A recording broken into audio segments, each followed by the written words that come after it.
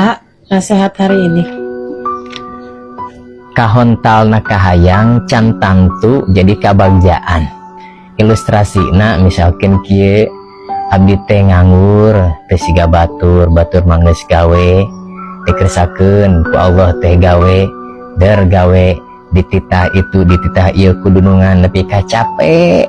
ngarasula deui hate Gusti nasib teh bet nepi ka capek kieu ditutunyu ku batur